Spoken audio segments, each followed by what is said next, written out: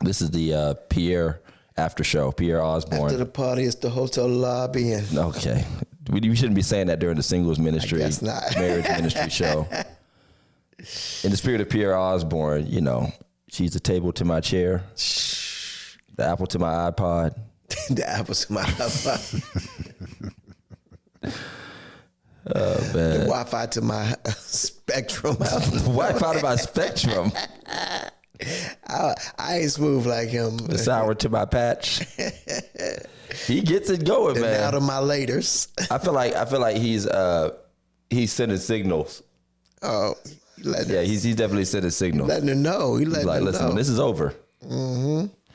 No, but I love to see it because I love to see black love, though. It is beautiful. I love to see black love, and it's something that we don't see enough of. And I hate to say it like this, for all this talk about singles and marriage and stuff, man, people have some bitterness and resentment when they actually see black love at work. I mean, there are some people who admire it and respect it, but there's also like this other thing going on, and it's unfortunate.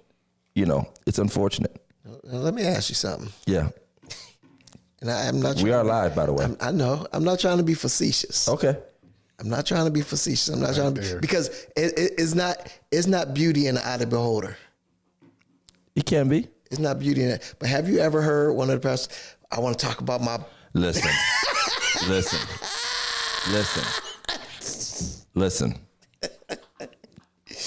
My beautiful black queen. There's nobody as gorgeous. Then Harambe stand up. It's not Harambe. Harambe. Bertha. What's her name? First Lady Bertha. Y'all crazy. We gonna get canceled. I've seen it. You know how many times that was better when I was a musician. Oh my goodness. Because we could clown Oh yeah. in that corner. Sorry, y'all. We could clown in that corner, man, when that stuff would happen. So I've had a very good day, by the way. I'm feeling much better. Good. Feeling much better. Good. But yeah, man, I mean, I watch people who go off about, again, beauty is in the eye of the beholder. And you don't know what a person finds beautiful. And let's just be clear here. Some folk here's the best way I can say it. They just do it for each other. And they should. They do it and you should. You should. If you got married, They do it for each other. Bertha from Russia, not Russia. I break you in Jesus' name. I think it's good. If they You're supposed to love the one you're with. I mean, I hear guys or girls all the time talking about, they need somebody tall, dark, and handsome, nice hair. And I'm like, I'm neither one of them, but I do it for my wife. You know what I mean? Correct. And the funny thing is, whatever it is, especially when you are more on the mature side and you've lived life, those things do start to shift a little bit.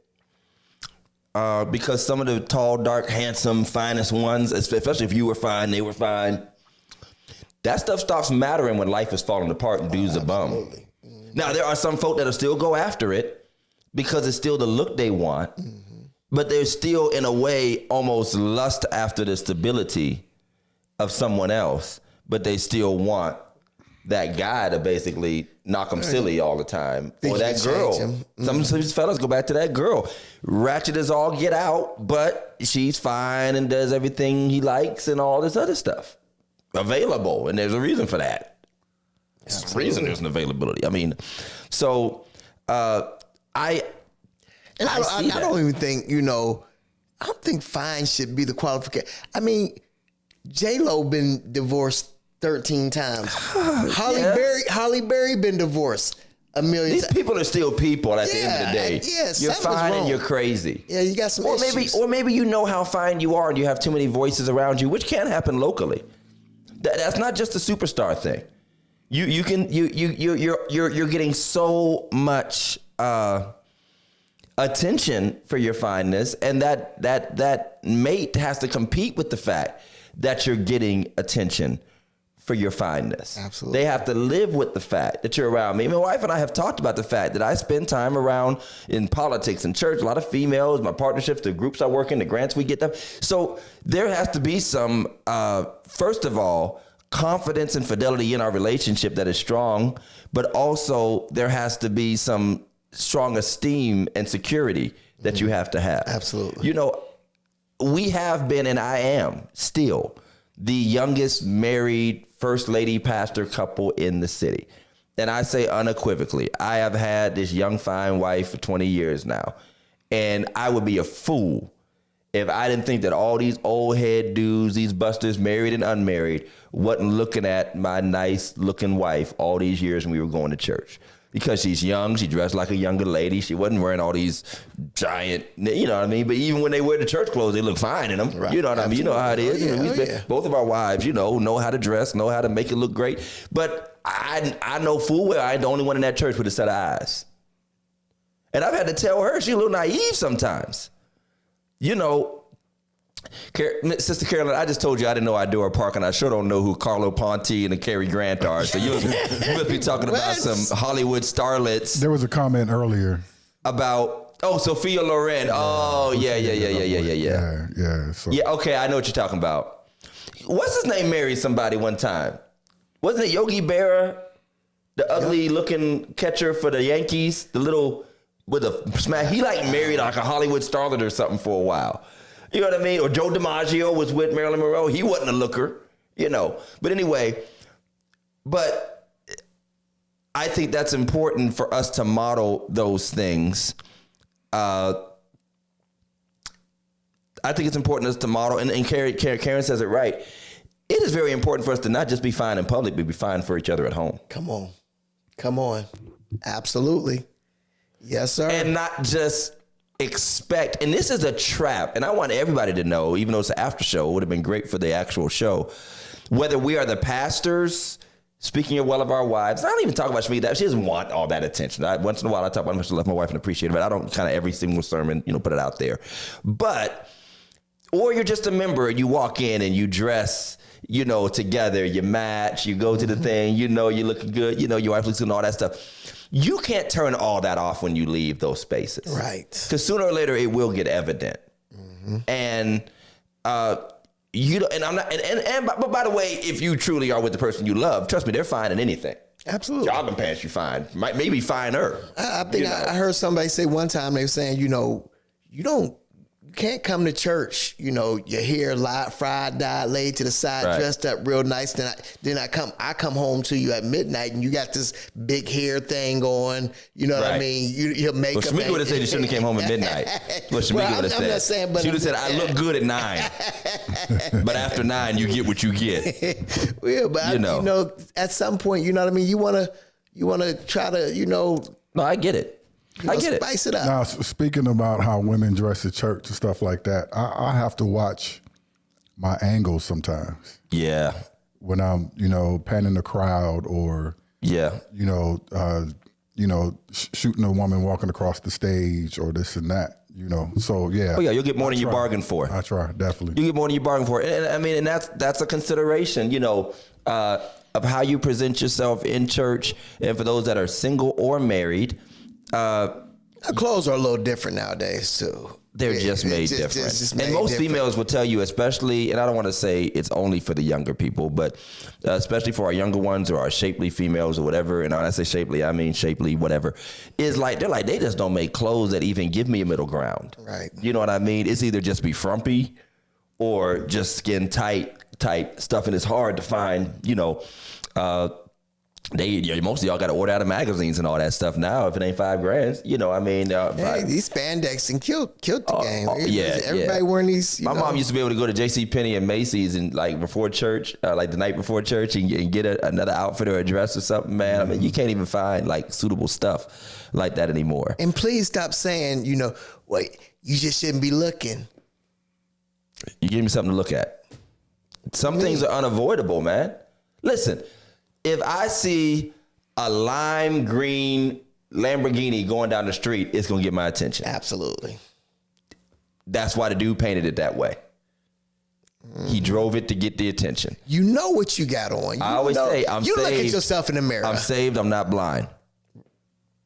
And I'm going to be saved after I see what I see. And some people, by the way, shape is shape, man. Ain't nothing you could do about shape. My mom once said about a sister in our church when I was growing up, man, ain't a tablecloth in the world that can cover that up. You can't cover that up. It just is what it is, and so there has to be a level of that. But your presentation does matter, your demeanor. But it's not just the dress. I'm glad that word came to my mind. It's not just the dress, but it is also the demeanor. Because some people literally come to church in public space acting sexy and flirty. Absolutely. And I hate to say it about the females, but I'll get on the males in a minute. Acting sexy and flirty and flighty and fluffy and all that stuff, and in people's faces. Extra. Thank you. Acting extra, right? And some of these fellas come in acting like Rico Suave. And by the way, but you gotta remember, this is church, so everybody's dressed up. They got the fresh haircut. Right. You feeling your best. Oh yeah. You feeling yourself. And I know what it's like to be dressed nice and want to be seen standing up and praising God, and because I got my good suit on and it's fitting just right. I mean, the camera gonna catch me. You know what I mean? Like I'm looking, my line is sharp today. Right. And so you're feeling yourself, no doubt about it. But I know cats come in, and by the way, brothers. Let me just talk to the brothers. Some of them skinny suits is too them skinny. skinny suits, bruh. Some just call them what they are. They're nut crunchers, man. Some of them too. You can't even have babies wearing these pants. I don't know what you're. Some of y'all legs want to press charges on y'all pants. Your thighs are squeezing out of your seams. You need to stop. But I do want to talk to the brothers about demeanor, because as much as we talk about females and they get the bulk of all this, some of y'all come in straight stalkerish. Oh my God. Straight stalkerish. I mean, just breathing down folks' necks. And don't listen. I'm gonna tell you, and Pastor Todd we can see you. We can see you. When she walk past you, and you go like this. We can see you, man. Learn, bruh. You done forgot all about the word. You done we went from Apostle Paul to Forrest Gump. I mean, I saw it too, but I kept preaching. I kept preaching though. But I'm saying, brothers, coming to the church.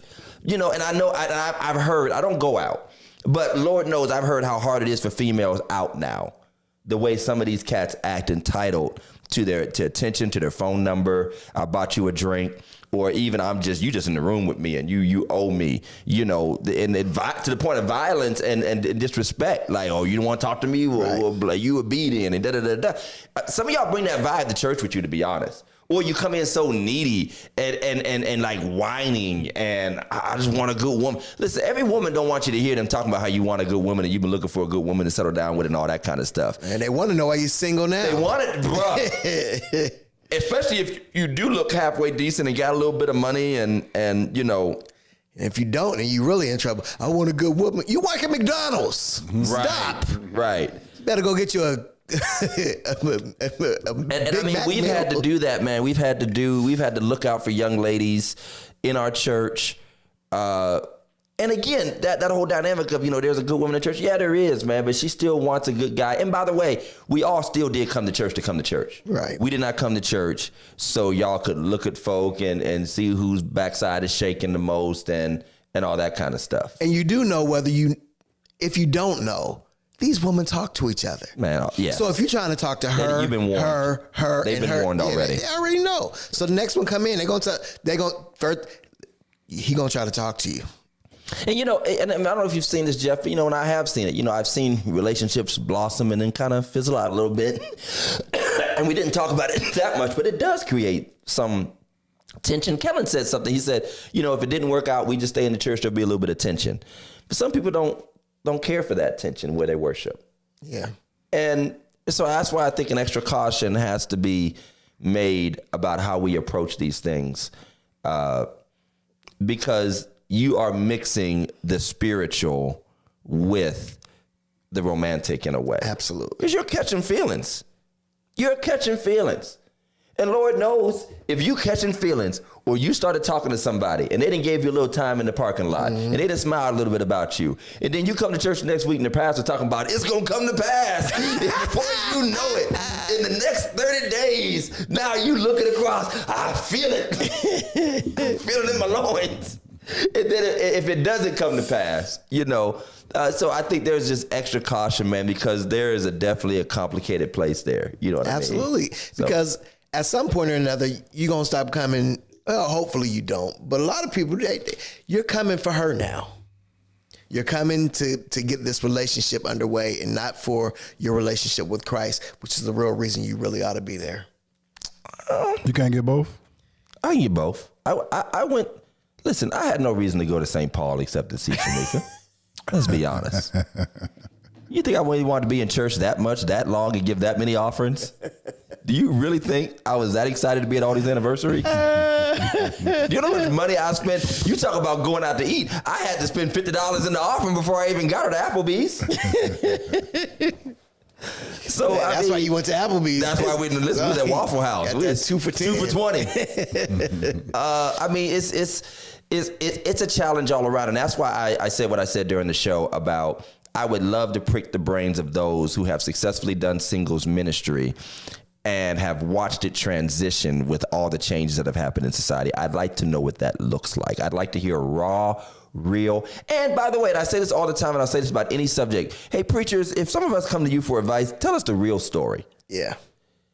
Tell us about the couples that got divorced. Tell us about how because we really need to know how to avoid those pitfalls. And sometimes we give such general advice. Well, times just change and we just moved with the shift. Nah, I mean, tell us about how that dude went to jail for rape and went to your church. And I mean, tell us about the argument they had in the middle of service. In the middle of service, while you was preaching. When the other woman don't leave out up. no details. Right. I mean, but I'm just saying, you'd be surprised at how much, that the realness, the frankness, even in ministry advice would help us to more fully form what we need to do. Because these horror stories are going to repeat themselves. Absolutely. At different churches in different places, because we're all in the same place. And by the way, as we're seeing at our church, people are coming back to church. Young adults are coming back to church, which creates a bunch of complications. You have to be honest about it. When it was just that core saintly group, committed people coming to church, you didn't have to think much about what happens if somebody's ex shows up to a church. What happens with somebody's cousin of a family? You know what I mean? Because when folk wasn't coming like that and things were dwindling, what happens when the turnaround happens in a different society than it once was? Right. This is not the growth of 50 years ago where people had this decorum and this discretion. People have told me I can't come to your church because of who I used to mess with. Mm-hmm. Wow. Literally. Like, hey, I was part of a little, you got the hint, it was like a homewrecker situation. Mm-hmm. So I love to come, but... So, and I'm like, thank you. Right. Appreciate it. Because some folk could just waddle up in there and won't care. And not think about the other people's feelings. So, I mean, there's a lot that goes into it that we have to manage. You'd be just so surprised. And social media, God help me. And the access people have and the openness people have with being candid about things they would not have always shared. I mean, come on, you've been there. Inboxes and text messages and voicemails at random hours about something going on or something that went wrong, and they expect you to jump in and kind of... in a hurry. And fix something. Mm-hmm. In a day when that kind of access didn't exist and that kind of comfort, we're so common with people on social media, and they, we're just accessible, and it creates another dynamic of expectation. Like you see what's going on. Like literally, and I don't want to even admit, yeah, I saw y'all arguing on Facebook. Like I seen the comments. I just want to pretend like I didn't see it. Right. But some of these things aren't for us to fix. We're not, what was the girl on Scandal? We're not her. Yeah. That is Olivia Pope. Yeah, we're not. We ain't about to Olivia Pope. Mikey is B613 or whatever that secret group was. But no, I'm not about to get into your argument and then I give my opinion on your argument. Next thing I know, y'all back together, and y'all both talking about the pastor tried to break us up. Right? That's the first thing the man gonna come back with a gun. Pastor tried to break us up. No, I ain't giving you that. Yeah, man, and that's tough because we don't want to be in the middle of your topsy-turviness. Yeah, thanks for calling it mess, because I didn't want to call it that. I appreciate it. Don't let the pastor be single and good looking. Don't let the pastor be single and good looking. And by the way, it reminds me of the Jackson 5, because I know some that will not get married because the women gonna leave. Right. I know a few that will not get married because then women gonna leave. That's why I said the Jackson 5. Remember that scene when Jermaine who wanted to get married? Jackie or Jermaine wanted to get married? Like, this is the end of the Jackson 5. That's exactly what, and they know it, man, because they all coming because they think they have a chance. That's why some celebrities keep their relationships private. Right. You would never know that they were married. Right. You know, you would never know, and maybe you shouldn't know. You know, because Lord knows. But I would definitely say that it was a good discussion. I would like to see that panel happen. You know, but let's just be clear here. No discussion, podcast, counseling, singles ministry, marriage ministry, or anything. Not a book, not a YouTube video, not the greatest experts and greatest marriage people in the world. Love you, Pastor Pierre and Karen. Love the TD Jake stuff. Love all of that. Relationships are complicated. Yeah, that's right. And they're so unique. They have like their own DNA, literally flesh of my flesh, bone of my bone. And Lord knows again, and I can't relate. And I feel bad about the things I can't relate to. I can't relate to searching for a church. I never had to search for a church in my life. I can't relate to being single and seeking. I can't relate to like coming from the outside into a church. Maybe we should have a whole show about that. How we struggle with the parts of life that we know that people we're going through have lived in, but we personally cannot say we've lived specifically. I know there's a lot I can say I haven't specifically lived in. You've lived in more than I have. But I mean, it's still a different experience no matter what. But that's why we have co-laborers, and that's why we have, you know, friends in the gospel. I need a few felons on my ministry board, basically. We can say, you know, let me, Need a few. you know, maybe I can't help you with this, but I can, you know, I got I somebody. need a few rehabilitated hoes on my deacon board. I probably already have a few. So they can relate. They can relate. This is why it's the after show, y'all. See right here, no two relationships Are the same. They all have their own DNA. They really do. Man. What works for us might not work for you. You could give advice, but Right. that's about You it. gotta live That's your all we life. get. Yes, that's exactly. We can give advice, but you gotta live your life. I love it. Advice. Hey, thank y'all for tuning in to After Show, man. We don't do but about 20 minutes, if that. Keep following us on Facebook, YouTube, TikTok, Instagram, audio platforms.